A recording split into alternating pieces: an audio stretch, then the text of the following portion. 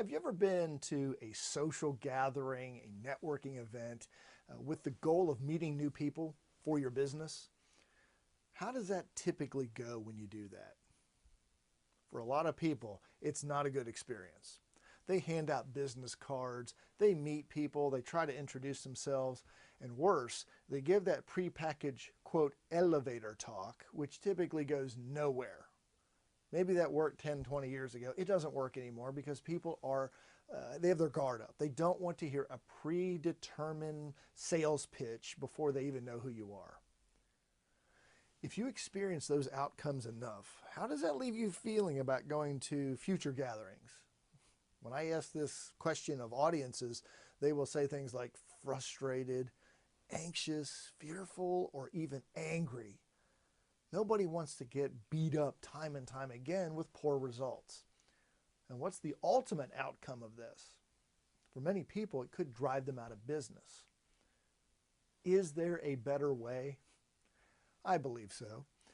In the time that I've been working with some of the best speakers and sales professionals in the world, I've learned that their skill is a repeatable set of processes that you and I can learn. And the first step of meeting people in those kind of events is what I call the 60-second connect. Actually, you can do it in less than 60 seconds. But it has to be done in stages. Think of it like this. Selling is like dating. There aren't too many cultures in the world where people meet and within 60 seconds they're getting married. It just doesn't happen. Now, I know about the concept of arranged marriages, and that's not what this is about. You don't meet somebody and get married. You take time to get to know them and you go through a series of steps. Selling is the same way. And the first part of that, the first date, if you will, can't even occur until you know if there's some interest, if there's some commonality. So what you do in the 60-second connect is you meet someone, you ask a question, set the stage for the results that you provide for the people you work with, see if the other person's interested in that, and if they are, then you continue the conversation. So here's a more specific example. In my days as a financial planner, when I would meet people at gatherings, they would say, "What do you do?" And I said to them, "Well, you know how a lot of people today are really stressed out about retirement?" And they would say, "Well, yeah, absolutely, I kind of relate to that." And I said, "Well, what are they worried about? They're not sure if they can retire, or if they do that, they may not be able to educate their kids. They're concerned about their health care costs. You've got all these issues going on, right?" And the other person would say, "Oh, absolutely, I can relate to that." I'd say, "Well, what happens when you don't have those affairs in order, if you're not sure?" It creates a lot of anxiety, tension, stress, and it can create conflict in relationships. Does any of that sound familiar? The other person would usually say, "Oh, absolutely. I know exactly what you're talking about." Well, I fixed that. That was all I would say. I fixed that. So let's take a look at this conversation. What was I doing? I was setting them up by asking a question. Do you know how most people today are concerned about retirement? And if the person says yes, then you've got a conversation. If no, probably not going to be somebody you spend a lot of time talking to. And that's okay. You want to weed out people as quickly as possible who aren't prospective clients. So once I got them agreeing that yes, they understand the problem, then I defined the problem.